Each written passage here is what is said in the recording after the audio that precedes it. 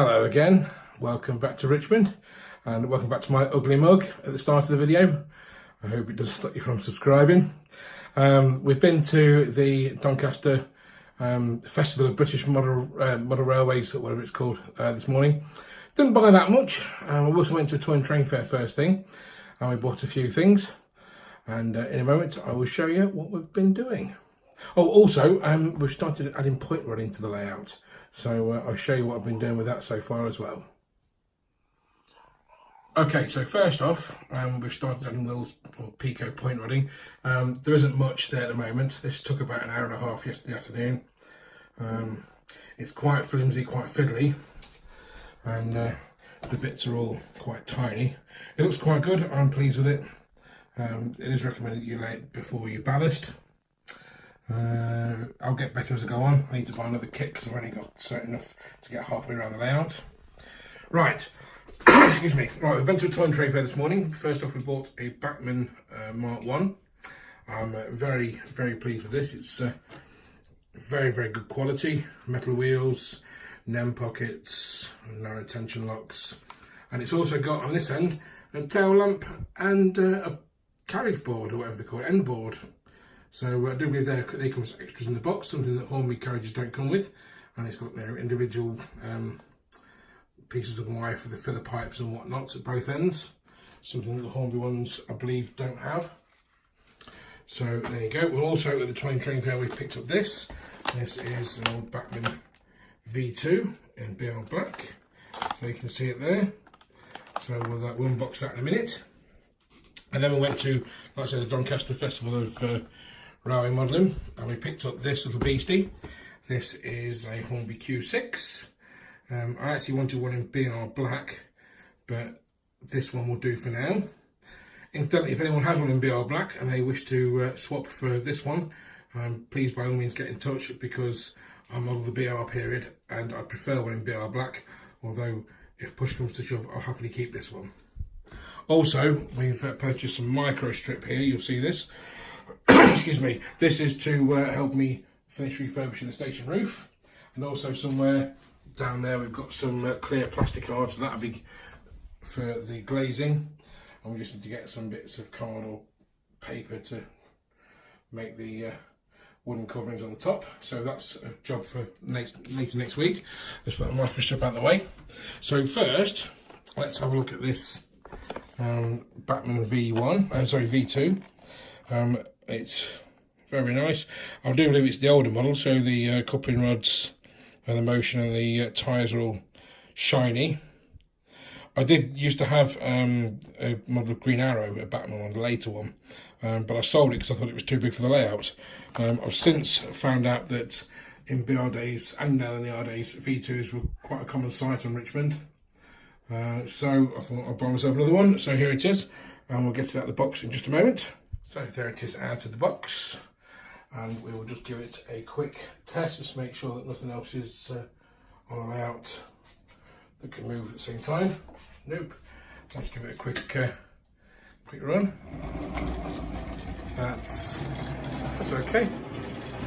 That's on the noisy side.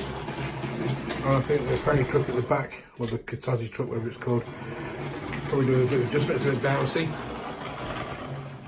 Maybe it's a tad noisy, but yeah, I'm happy with that. That's very nice.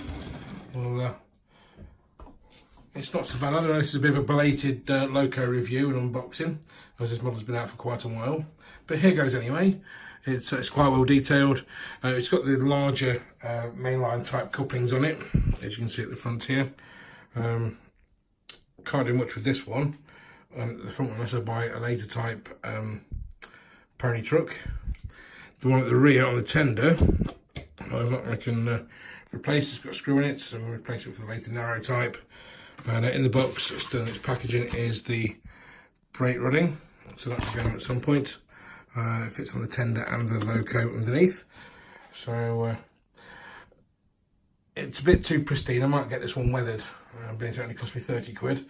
And we'll see what happens. I know a couple of people that will weather things, that will gladly do this for me, just to make it look a little less fresh from the box. So that's the V2, and we'll move on to the Q6 now. So on we come to the Hornby Q6. This is a big beastie of a loco. It's possibly slightly too big for the layout, although I don't think it's as big as the V2. I'm not sure if they were seen on the branch in LNER days or in BR days, although they were certainly an ex-North Eastern Railway type, so it is kind of valid. So let's take it out of the box. Just before we have a look at the loco, you can see it there, let's just have a quick look at the back of the box, which very, very nicely done by Hornby. You've got a nice drawing of it on the back there, and also a nice little information panel about the class of engine, and this engine in particular, which is 3418. So there's a little patch about it there, which is very, very nice on Hornby's part. Same as the Bachmann ones, to be honest. Let's have a look at the box of the V2 again, just quick. So you have a little outline drawing and a little fact panel for the V2 there on the Bachmann ones. So let's go back to the Q6 and take it out of the packaging. So we'll just quickly set down the track. It's a very, very beautiful locomotive. It's finely detailed. Look at those individual coal rails on the tender. As usual, sprung buffers at both ends. Let's just gently pick it up. The motion is very, very nice. Dual metal, the sand pipes there. No brake rodding. It's got the connections for it. Brake rodding on the back. None on the front. And no NEM pocket in the front either. I suspect it's something that can be added, although this loco was second hand, so there's no bits like that on it. I'm sure I'll be able to get some from Hornby. So let's just place it gently on the track there. Oops. And the tender. I do believe that's on. And shall we give it a quick run? Why not? Oh my. That is very, very smooth. That's very, very nice. We're very happy with that.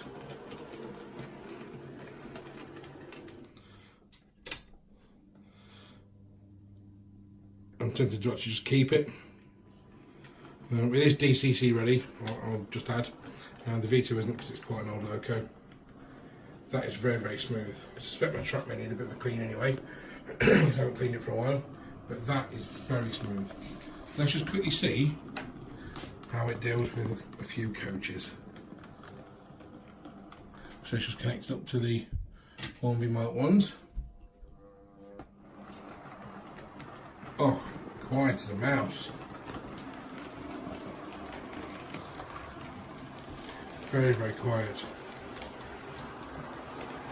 So smooth.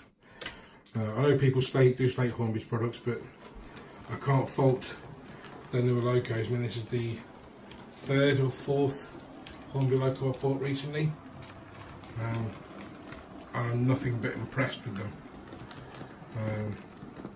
That's beautiful, so smooth. So let's just bring it back out again. Ooh. Look at that, exquisite that is. Let's just stop it there, and you can have a nice close-up of it. All the lettering, the livery is beautiful and unmarked. The numbers and letters are nice and crisp, and the numbers nicely printed on the buffer beam there. If we can zoom in, there we go. That is very, very nice. I'm very, very happy with that, and I hope you are too. And if you want to buy one, there are plenty available on eBay, Hornby's website, the big box shifters, Rails, Hattons, Chatham Model Centre, all those usual suspects. So go and buy one.